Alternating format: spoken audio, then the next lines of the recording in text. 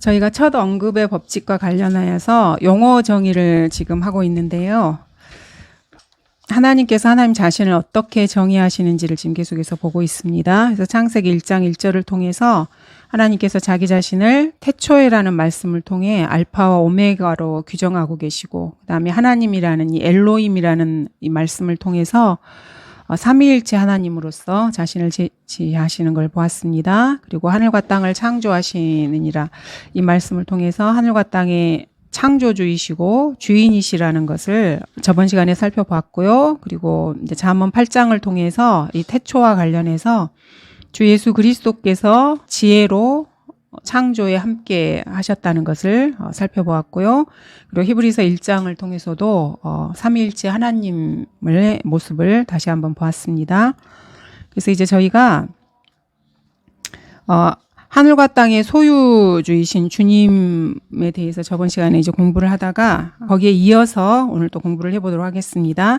자, 하늘과 땅의 창조주이시고 그 안에 있는 모든 것들의 소유주이신 주님, 우리가 기도하고 우리가 섬기는 하나님, 우리의 경배의 대상이신 이분이 어떤 분이신가를 알아야 우리의 기도가 진지해질 수가 있는 거고요. 그러니까 기도의 대상이 누구인지를 정확하게 알아야 하는 것입니다. 열왕기하 19장 15절부터 해서 오늘은 열왕기 17장, 18장, 19장 요거를 통해서 하늘과 땅을 지으신 하나님에 대해서 조금 더 구체적으로 살펴보고자 합니다. 자, 열왕기는 알다시피 이스라엘의 왕들과 관련해서 이스라엘의 역사를 지금 다루고 있는 그런 부분입니다. 근데 이제 아시다시피 이스라엘과 유다가 주님께 많은 범죄를 하게 되고, 특히 우상 숭배와 관련해서 율법을, 이 시대는 지금 율법 시대죠. 근데 율법을 지키지 않은 일들이 비일비재하게 일어난 그런 시대입니다. 그래서 이 시대만 이런 게 아니고요. 늘 그랬어요. 지금도 마찬가지로 사람들이 하나님의 법을 지키지 않는 시대입니다. 그래서 이러한 오늘날과 똑같은 시대상을 배경으로 하고 있는데, 이것을 통해서 저희가 이제 조금 교훈을 얻어보고자 합니다. 근데 저희가 이제 보고 싶은 구절은 열왕기하 19장 15절입니다. 먼저 요것부터 한번 볼게요. 자, 여기 보시면은 히스키야 이야기가 나옵니다. 히스키야가 주 앞에서 기도하여 말하기를. 자, 히스키야가 기도를 할 때, 오 그룹들 사이에 거하시는 이스라엘의 주 하나님이여, 주 오직 주만이 땅의 모든 왕국들의 하나님이시며 주께서는 하늘과 땅을 지으셨나이다. 자, 히스키야가 지금 하나님께 기도를 드리는데, 기도하기 전에 첫 번째 지금 말하는 게 자기가 기도하는 대상인 하나님이 어떤 분이신가를 먼저 기도로 지금 말씀을 드리고 있습니다. 그래서 자기가 드리는 그 기도의 대상이 누군지를 하나님께도 다시 한번 이렇게 말씀드리고, 자기 자신도 이 말씀을 통해서 기도의 태도에 대해서 자기 자신을 다시 한번 이렇게 살펴보는 것입니다. 자기가 지금 누구한테 누구에게 자기가 기도드리는 하나님이 도대체 누구인가? 하늘과 땅을 지으셨다면은 그것은 그 안에 있는 모든 것들의 소유주이시고 주인이신 분, 그리고 능력을 행하실 수 있고 세상의 모든 피조물의 주인이신 분께 본인이 기도한다는 것을 먼저 말을 하고 지금 기도를 하고 있는 것입니다. 자, 그럼 이 상황이 지금 어떤 상황이냐면은요. 열왕기하 17장부터 한번 보시면 이미 이스라엘을 보면 이제 유다하고 이스라엘이라고 이렇게 나누죠. 북쪽 지파 이스라엘은, 북왕국은 이미 멸망한 상태예요. 당연히 외세의 침략을 받아서 멸망을 했죠. 17장 이렇게 1절부터 한번 이렇게 쭉 보시면은요. 유다의 아하스 왕의 제 12년에 엘라의 아들 호세아가 사마리아에서 이스라엘을 치리하기 시작하여 9년을 치리하니라. 이게 지금 이스라엘이거든요. 그러니까 이스라엘이 사마리아를 수도로 해서 거기도 이제 북왕국으로 해서 이스라엘이 이렇게 되는 거죠. 그가 그의 목전에 악을 행하였으나 그의 앞에 있었던 이스라엘의 왕들과는 같지 아니하였더라. 아시리아에, 자, 그래서 이렇게 악을 행하니까, 물론 이 시대만이 아니고 그 전에서부터 계속해서 이스라엘이 악을 행했는데, 주님께서 여러 재판관들이나 또 왕들을 통해서, 선지자를 통해서 책망도 하시고 이렇게 계속 하셨는데, 완벽하게 이렇게 돌이키지를 않는 거예요. 그래서 이제 마지막에 주님께서 결정을 하신 거죠. 이 나라를 멸망시키기로 결정을 하신 거예요. 그래서 외세가 들어오게 되는 거예요. 그래서 여러분이 여기서 이제 저희가 알아야 되는 게, 어떤 한 나라가 망하고 세워지는 거는요, 한 국가의 흥망성쇠는 주님의 손에 달린 거예요. 근데 뭐 주님이 이유 없이 뭐 하는 나라를 멸망시키고 이게 아니고요. 죄가 차면은 다른 나라를 통해서 그 나라를 멸망시키시는 것입니다. 이게 이제 저희가 성경이나 세상 역사를 통해서 보면 그래서 수없이 많은 나라들이 세워지지만 계속해서 멸망하는 이유가 그 나라의 죄가 찼기 때문에 그러는 것입니다. 그래서 여러분이 이런 관점을 보시고 이제 우리가 근데 국사 시간에 배울 때는 이런 관점으로 배우진 않아요. 학교에서는. 그래서 여러분이 그걸 아셔야 돼요. 아시리아의 살마네셀 왕이 그를 치러 올라오자 호세아가 그의 종이 되고 그에게 예물을 바쳤더라. 그래서 처음에는 이제 속국이 된 거예요. 공물을 바치는 그렇게 된 거죠. 4절 보시면 아시리아 왕이 호세아에게 모반을 알아냈으니 이는 그가 이집트의 송왕의 사자를 보내었고 그래서 아시리아에게 이제 뭐 조공을 하고 이렇게 하니까 싫죠 당연히. 그래서 이집트의 도움을 구하기 위해서 이집트에게 도움을 요구한 거예요. 이게 이제 아시리아 왕에게 드러나게 된 거죠. 이는 그가 이집트의 송왕에게 사자들을 보내었고 그가 매년 행하던 대로 아시리아 왕에게 해물을 가져오지 아니하였기 때문이라. 이에 아시리아 왕이 그를 감금하고 감옥에 가두니라. 처음에는 이제 왕을 가둔 거죠. 그때 아시리아 왕이 올라가서 온 땅을 두루다니고 또 사마리아로 올라가서 3년간 포위하였다. 그리고 이제 침공을 하고 처음에는 수도를 포위한 거죠. 호세아 제9년에 아시리아 왕이 사마리아를 취하고 완전히 이제 그 성읍을 무너뜨린 것입니다. 이스라엘을 아시리아로 끌고 가서 그러니까 나라의 백성을 디아스포라가 된 거예요. 끌고 가버린 것입니다. 끌고 가서 고산강 곁에 있는 할라와 하볼과 메대인들의 성읍들에 두었으니 이는 이스라엘 자손이 이유가 이렇게 6절의 이유가 7절에 나와요.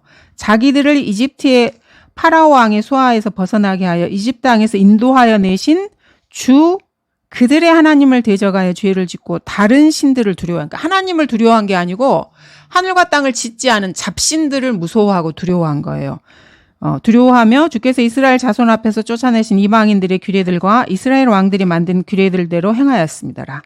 그러니까 하나님께서 말씀하신 말씀대로 하지 않고 사람이 만들어 놓은 전통이나 규례를 따라 행한 거예요. 그러니까 사람을 더 두려워하고 잡신들을 더 두려워한 것입니다. 하나님을 두려워하지 않고요.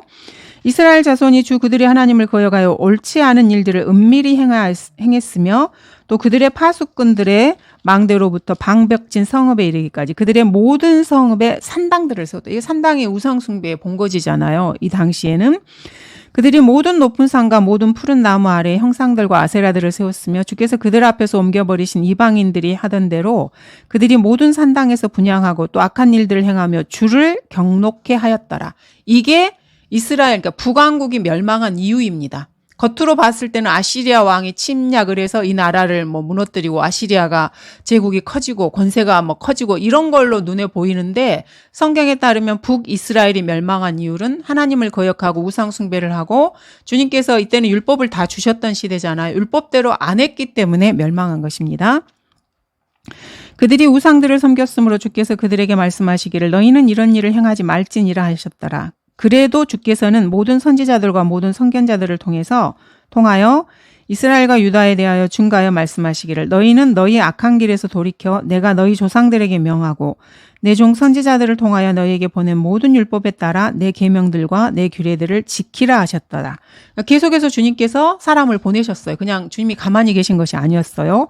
그럼에도 불구하고 그들이 들으려 하지 아니하고 그들의 목을 그들 조상들의 목과 같이 굳게 하여 완고한 거죠. 주 그들의 하나님을 믿지 아니하였더라. 그래서 이렇게 이방인들처럼 행하지 말라는데 이렇게 한 거예요. 그래서 이스라엘은 이제 북왕국을 말합니다. 그래서 이들은 외사의 침략을 통해서 완전히 망해버린 거예요. 왜냐하면 백성들이 국민들이 다른 나라로 다 끌려가 버렸잖아요. 이 나라는 끝난 거예요. 그리고 유다만 지금 남아있는 상황이에요. 상황 자체가. 그래서 유다가 남아있는 이 상황에서 그러니까 유다도 죄를 많이 지었잖아요. 근데 유다에는 개혁 군주들이 조금 있었어요. 그 중에 하나가 이 히스키야예요. 그래서 유다도 계속해서 그 백성들이 범죄하고 산당을 짓고 이런 상황이에요. 그래서 이제 하나님께서 유다도 멸망시킬 계획을 지금 하고 계신 거. 그러니까 외세가 이제 침략을 한 거예요. 18절에 보시면 이제 같은 맥락에서 말씀하시는데 엘라의 아들 18장 보시면은 엘라의 아들 이스라엘 왕 호세아, 그러니까 아까 17장에서 읽었던 것들이 이제 다시 간단하게 반복해서 다시 지금 적고 있습니다. 제3년에 유다의 아하스 왕의 아들 히스키야가 치리하기 시작하니라. 그가 치리하기 시작할 때 25세, 그러니까 아까는 17장에서는 이스라엘 역사를 이제 말씀하시는 거 이제 유다로 넘어왔어요. 그가 예루살렘에서 29년을 치리하니라. 또한 그의 어머니의 이름은 이렇고요. 그다음에 3절에 그가 그의 조상 다윗이 행한 모든 것을 따라 주의 목전에 옳은 것을 행하였더라. 그래서 요 왕은 말씀을 주야로 읽으면서 다윗이 그렇게 했잖아요. 늘 말씀을 가까이 했던 왕이었는데 그 조상을 따라 행했던 것입니다. 그래서 4절에 보시면 이 사람이 개혁을 해요. 그가 산당들을 제거하고 형상들을 부수며 아세라를 베어내고 모세가 전에 만든 놋뱀을 산산조각 내었으니 이는 그때까지 이스라엘 자손이 그것에다 분향하였습니다. 그가 그것을 느우스탄이라 불렀더라. 그러니까 이스라엘 백성이 계속해서 산당도 세우고 아세라, 놋뱀은 그때 이제 광야에서 이스라엘이 죄를 졌을 때 불뱀에게 이렇게 물렸을 때 쳐다보면 살리라. 그래서 예수 그리스도의 모형이기 때문에 이렇게 해서 준 거예요. 근데 이것까지 섬기는 거예요. 저걸 봤더니 내가 병이 나았네? 뭐 저게 대단한 뭐가 있나? 그래서 그것을 행하신 하나님을 보지 못하고 눈에 보이는 현상만을 보고 내가 치유를 받았네? 하고 그거를 다시 이제 우상으로 섬기는 거예요. 그러니까 인간이라는 존재가 이런 것입니다. 하나님께서 좋은 것을 주시면 그걸 가지고 이렇게 주님의 의도를 알아야 되는데 주님의 마음은 알지 못하고 드러난 현상만 쫓는 것이 인간의 이 죄의 본성이에요. 그래서 주님이 선을 주셨는데 그것을 우상 숭배의 도구로 사용하는 거예요. 인간들은. 지금도 마찬가지입니다. 하나님께서 해와 달과 별들을 주시고 이 세상을 이렇게 운행하시면서 인간들에게 주님은 선하시기 때문에 늘 선한 것을 주고 싶어 하셔요. 근데 인간들은 그걸 가지고 자신의 욕심껏 이렇게 살아가는 거예요. 죄를 짓고요. 하나님의 의도하고는 전혀 다르게 이렇게 살아가는 것입니다. 자, 그래서 아까 말씀드린 것처럼 아시리아 왕이 사마리아를 취하고 이스라엘을 아시리아로 끌고 갔어요. 그래서 백성이 자신이 살던 곳에서 강제로 쫓겨나는 것은 그 민족의 죄 때문에 그래요. 이건 우리나라 역사도 마찬가지예요. 우리나라에도 그런 일들이 되게 많았잖아요. 그래서 뭐 시베리아에도 가면은 뭐 고려인들이 있고요. 만주에도 조선족들이 있고요. 다 우리 원래는 같은 혈통이었던 사람들이 끌려가서 그쪽으로 이렇게 흩어진 거잖아요. 그거는 이 땅 안에서 인간들이 죄를 지어서 그래요. 특히 통치자들이 백성을 이렇게 압제하고 그러면 땅에 피를 흘리고 이렇게 하잖아요. 그러면 그 땅이 그걸 견디지를 못해요. 그래서 거기서 살고 있는 사람들을 토해내 버려요. 이게 땅이 오염되면 그렇게 하는 거거든요. 그러니까 뭐 환경 오염이라는 것이 사람들이 막 이렇게 물론 환경 오염하고 하는데 그게 환경 오염이 아니고요. 사람이 무제한 피를 흘리고 사람들을 이렇게 억압하고 탈취하고 그러지 않으면 땅이 못 견뎌요. 그거를. 그래서 땅이 거기에 살고 있는 사람들을 토해내 버리는 거예요. 그래서 우리나라 사람들이 온 세상에 흩어진 거예요. 뭐 시베리아, 심지어 시베리아까지도 이렇게 끌려가고 이렇게 했잖아요. 성경적으로 보면은 그렇습니다. 근데 이제 이런 이야기를 하면은 뭐 우리나라 사람들이 발끈하죠. 자기 죄는 생각을 안 하고요. 근데 그렇습니다. 성경적으로 보면 그렇습니다. 그래서 그 민족이 피를 흘린 그 피로 인해서 땅이 오염이 된 거예요. 그래서 사람들을 토해내 버린 거고요. 그래서 외세의 침략으로 사람들이 강제 이주하게 되는 것은 땅이 그 사람들을 토해내는 것이기 때문에 그렇습니다. 그래서 이제 이스라엘은 그 땅이 토해내 버렸어요. 아무도 하나님 앞에 하늘과 땅을 창조하신 소유주로서의 하나님 앞에 그거를 방어해줄, 여기서 방어라는 건 기도를 말하는 거예요. 해줄 사람이 없는 거예요. 이스라엘 같은 경우는. 그래서 나라가 다 망해버린 것입니다.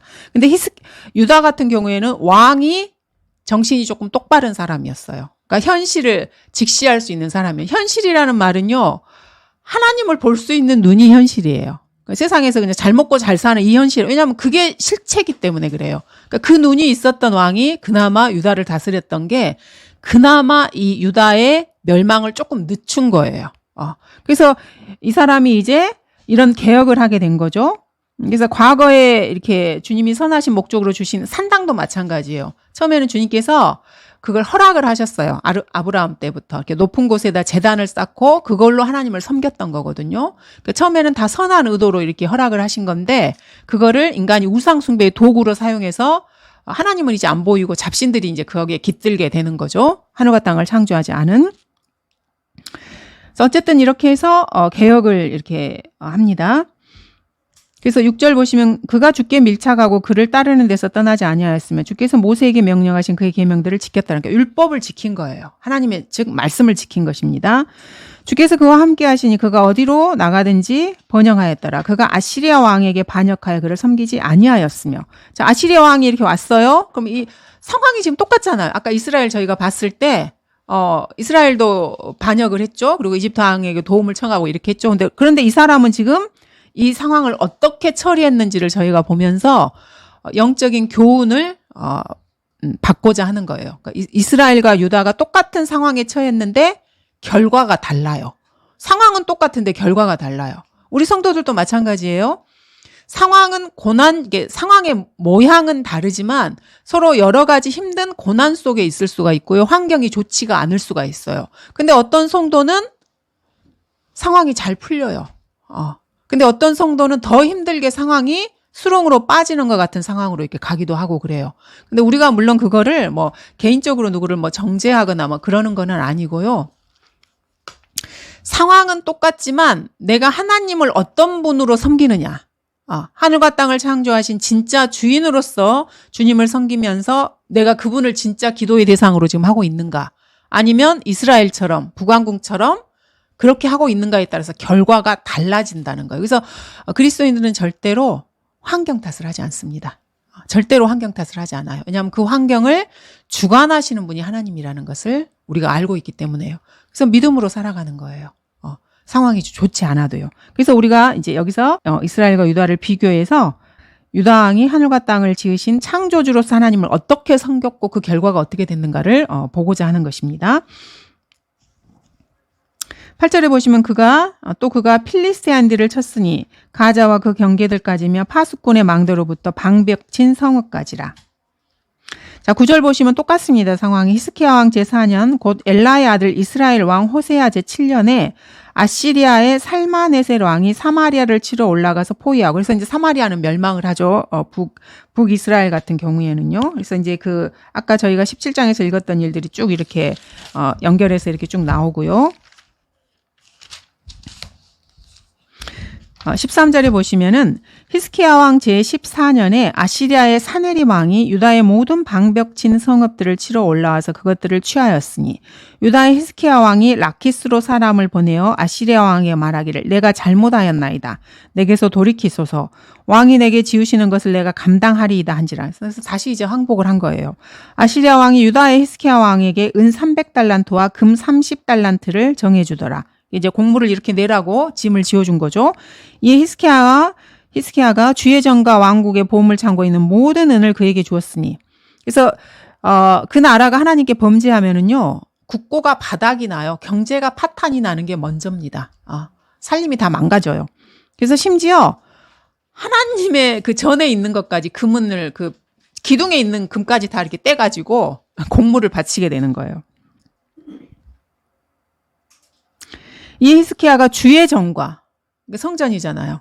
주의 전과 왕궁의 보물 창고에 있는 모든 은을 그에게 주었으니 그때 히스기야가 주의 성전의 문과 유다의 히스기야 왕이 전에 입힌 기둥들에서 금을 뜯어내어 아시리아 왕에게 주었더라.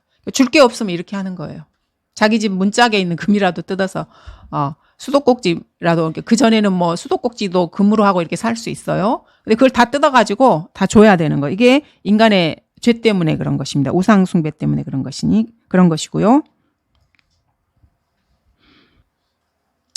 자, 근데 이제 여기서 우리가 좀 하나 알아야 될 게 16절에 보면은 금과 은을 이렇게 보냈잖아요. 자, 도둑이나 강도는요, 작은 것으로 뭔가 먹여주잖아요. 그러면 그걸 가지고 냄새를 맡는 거예요. 여기에 더한 보물이 있구나. 그래서 더 큰 것을 탐을 내게 돼요. 도둑의 특징이에요. 내가 뭐 이렇게 선한 사람들에게는 그게 상관이 없는데 악한 사람들에게는요, 선한 걸로 뭘 이렇게 해주잖아요. 그럼 그 냄새를 맡고, 여기에는 뭐가 좀 있네? 뜯어먹을 게 더 있네? 더 많은 걸 내가 뜯어먹어야지. 강도들의 특징이 이거예요.